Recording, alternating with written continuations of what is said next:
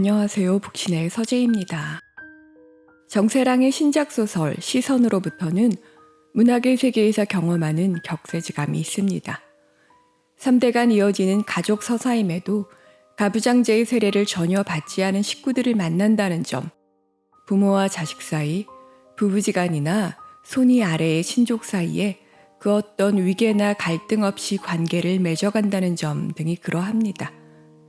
남성들은 정글이라면 어찌 생존했을까 싶을 만큼 순연하며 이야기 중심인 심시선 여사는 현모양처로 요약되는 어머니적인 것과 거리가 멀고 자식들 역시 부모의 인정욕구로부터 자유롭습니다.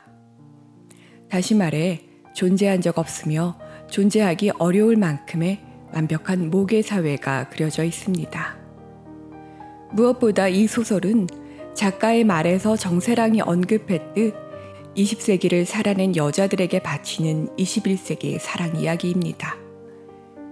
여성이라는 성별만으로도 살아내기 벅찬 시대에 여성 예술가로 살아간다는 것은 지난한 일임에 틀림없습니다. 서구에서 카미유 클로델이 제 아무리 천재여도 로댕의 뮤즈로 남아야 했고, 더욱 보수적인 조선사회에서 나혜석이나 김명순과 같은 최초라는 수식어가 따라붙는 여류 예술가들은 작품 대신 죽음이 방식으로만 기억되었습니다. 정세랑은 시대를 뛰어넘는 모든 걸 심시선 여사의 가계도를 통해 여성에게 주어져 왔던 성 역할로부터 자유로운 여성 또는 새로운 모성성의 구현과 더불어 예술가 되기의 문제를 핵심에 놓았습니다.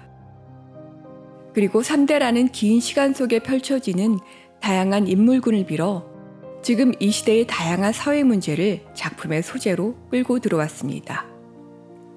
무엇보다 이 작품에서 만나게 되는 어떤 자살은 가해라는 문장은 우연히도 사회적으로 커다란 파장을 일으킨 한 죽음이 환기되면서 미디어의 주목을 받기도 했습니다. 주인공 심시선은 20세기를 21세기처럼 살다 간 여성입니다.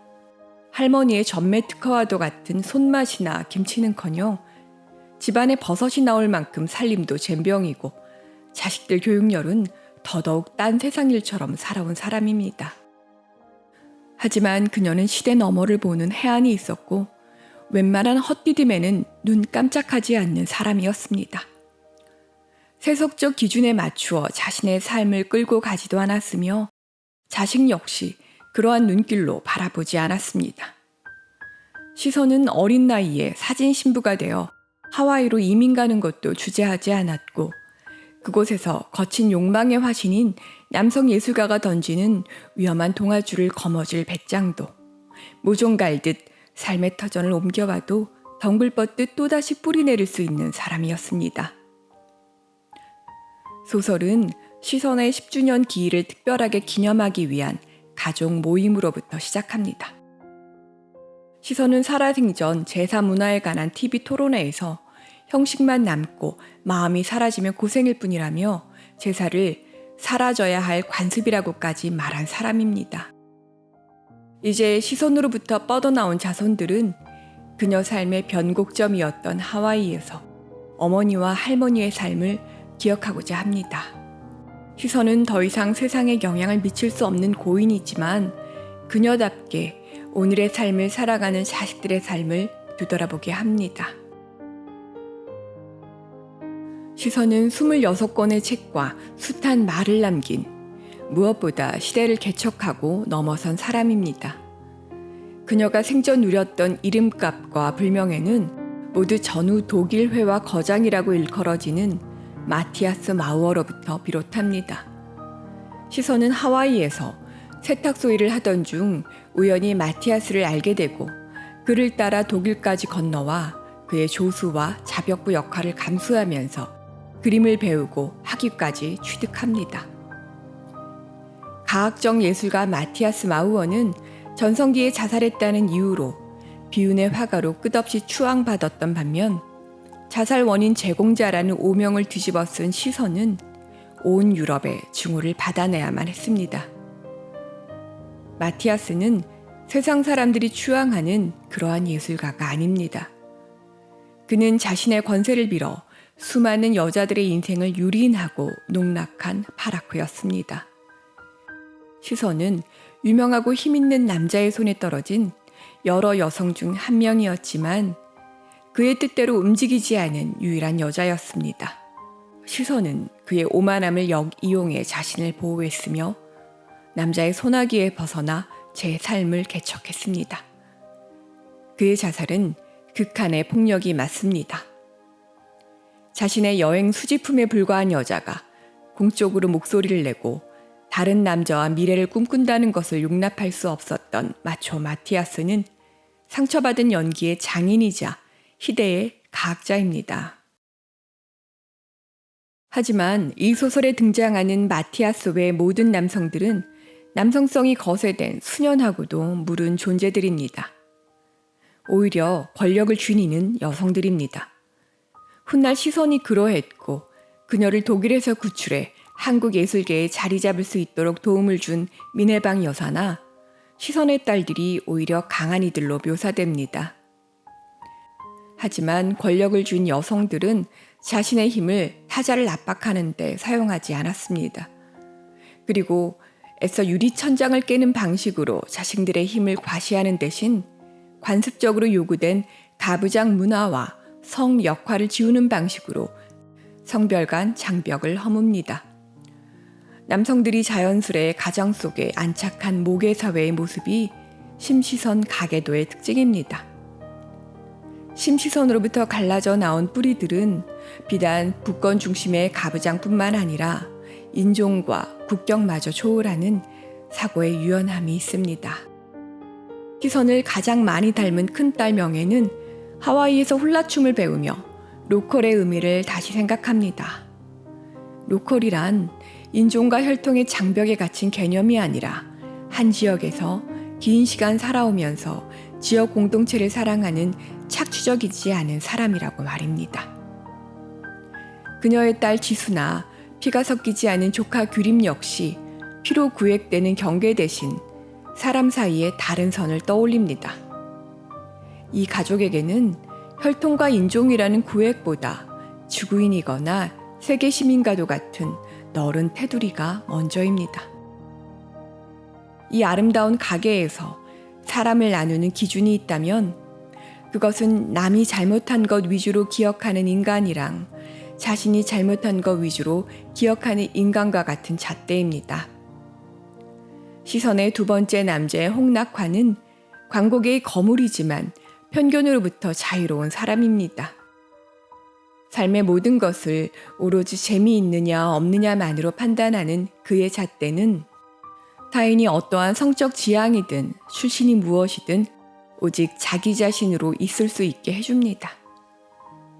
그가 데려온 딸 경화를 받아들이는 시선 역시 마찬가지입니다. 전래동화 속 계모의 사악한 이미지를 무시할 수 있을 만큼 경화는 시선의 우리 딸들이었으며 내가 낳았던 낳지 않았던 그 딸들을 남자 형제만을 가리키는 크게 될 놈의 카테고리에 넣은 이가 시선입니다. 경화가 키워낸 해림 역시 반듯하고 자기 생각이 분명한 아이입니다. 해림은 피 안 섞인 이모와 사촌을 떠올리며 인종차별적 발언에 분노를 표출하고 무용해 보이는 과열 경쟁의 경로에서 벗어나 인생의 중요한 선택을 스스로 해야겠다고 마음먹는 결기 있는 아이입니다. 해림이 그토록 야생새를 사랑하는 것은 야생새를 사랑하는 방식이란 방해 안 하고 멀리서 보면 되는 일이기 때문입니다. 이러한 비폭력성은 심시선 가계도를 통과하는 키워드입니다. 소설 속 문장을 빌어 말하자면 작가는 단단히 마음먹고선 어찌 살아남았나 싶을 정도로 공격성이 없는 사람들로 주변을 채워 넣었습니다. 그리고 바람이 잘 통하는 창문과도 같은 손녀 지수는 타인에게 상처를 주게 되는 의도치 않은 무신경에도 힘들어할 만큼 순도 높은 감수성을 지녔습니다. 그러한 지수이기에 세상의 폭력에 꺾인 화수를 위해 세상과 그녀 사이에 완충제가 되기로 마음먹습니다. 그녀가 화수를 지켜주는 방식이란 공기가 든 포장재, 혹은 인도와 도로 사이의 화단 같은 것입니다. 폭력에 폭력으로 맞서는 대신 세상을 안전하게 넘는 턱이 되고자 하는 마음은 숭고합니다. 시선의 둘째 딸 명우는 또 어떠한가요? 고고 미술학자인 그녀는 기억되지 않는 저작물인 PDP와 같은 공공자료를 기꺼이 쓰는 사람입니다. 명운이 가장 좋아하는 유물은 부여박물관에 이름 없는 단순한 형태의 토기입니다. 어쩌면 토기 장인의 눈에 실패작 쪽에 가까웠을 그것이 1500년의 긴 시간을 버티고 박물관에 자리하는 그 유난하지 않은 장구와 매의 매혹은 그녀의 면모를 잘 보여줍니다. 시선의 자손들이 그토록 폭력에 민감한 것은 그녀의 교육 탓일까요? 시선은 어린 아들 명준에게 동네개에 감탄하면서 그런 남자가 되어야 한다고 말하는 엄마입니다. 어린 시절 명준은 산책길에서 2마리의 개와 종종 마주쳤습니다. 커다란 체구의 개는 작은 요크셔 테리어가 지나가자 겁먹을까봐 미리 몸을 납작 낮춥니다. 명준은 그것이 암컷일 것이라 생각하지만 중성화도 안 된 수컷임을 알고 권력의지나 폭력성 같은 남성성에 테스토스테론 탓을 할 수 없다는 생각을 합니다.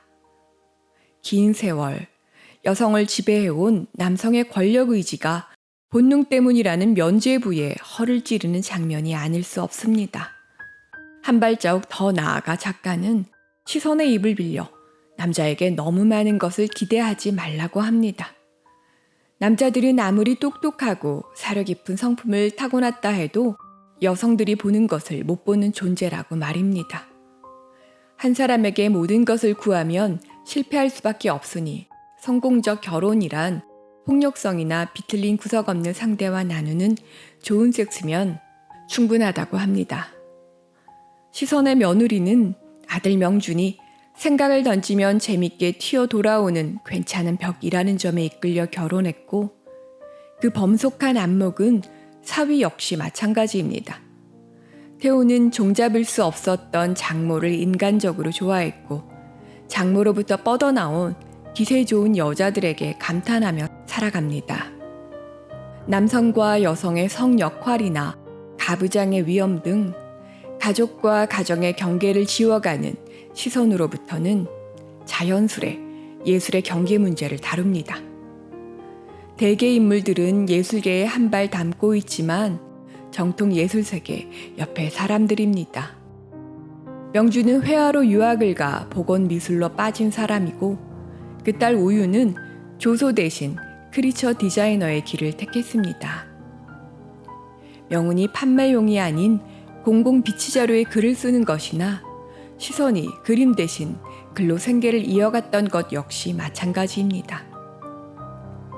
중요한 것은 어떤 예술이냐가 아니라 예술을 했어야 하는 사람이 그렇게 살지 못했을 경우입니다. 작가는 시선의 인터뷰를 빌려 말합니다. 재능에 있고 없고를 떠나 하지 않으면 스스로를 해칠 것 같은지 보라고 말입니다. 창작의 욕구는 자기 파괴 욕구의 다른 이름입니다. 부모는 자식을 움직이는 엔진이 될 수 없습니다. 부모의 역할이란 아이의 가능성이 조금 번쩍이다 말지 아니면 오래 탈 수 있는지 봐주는 존재라고 말입니다. 이 소설은 너무 많은 등장인물들이 너무 많은 이야기를 풀어놓습니다. 이 작품의 한계이자 특징일 수밖에 없습니다. 인종차별에서부터 보도연맹의 민간인 학살, 염산테러, 가스라이팅, 그루밍으로 이름 붙는 새로운 유형의 성적 학대에 이르기까지 수많은 사회 문제를 담아내었습니다. 염산테러를 당한 화수는 아이를 낳을 수 없다고 합니다. 세상을 덜 괴로워하는 사람만이, 잔혹한 뉴스를 통과시킬 수 있는 사람만이 아이를 낳을 수 있다고 합니다. 소설의 끝에 끝나겠구나 이 아름다운 가게가 라는 문장은 그래서 서늘합니다. 하지만 신생의 땅 하와이에서 심시선 여사 10주기를 위해 모인 가족들은 생애 가장 아름다운 순간을 담아내었습니다. 그것은 오래된 땅을 파들어가는 사람과 새 땅의 표면을 살피는 사람이 그렇게 작은 선물을 교환하는 일로 비유될 수 있습니다. 그러나 심시선으로부터 뻗어나온 가지들은 꺾이거나 지지 않고 살아남을 수 있을 것입니다. 우리는 추악한 시대를 살면서도 매일 아름다움을 발견해내던 그 사람의 후손들이기 때문입니다. 이 소설은 마티아스를 제외하고 지나치게 아름다운 사람들로만 채워져 있습니다. 이 따가운 갈등과 혐오의 시대에 이처럼 완벽한 가족은 환상에 불과합니다. 그것을 부인할 수는 없습니다. 시대를 넘을 수 없었던 과거 모던걸의 삶을 21세기 여성 작가가 그려내는 작업은 그들에게 진 부채를 갚는 방법입니다. 좋은 소설이란 억울하지 않은 사람의 억울해하는 말 같은 것들을 분별케 해주고 누구든 언제나 자기 방어를 제대로 할 수 있는 온전한 상태로 남을 수 없음을 곡진하게 이해시켜줍니다.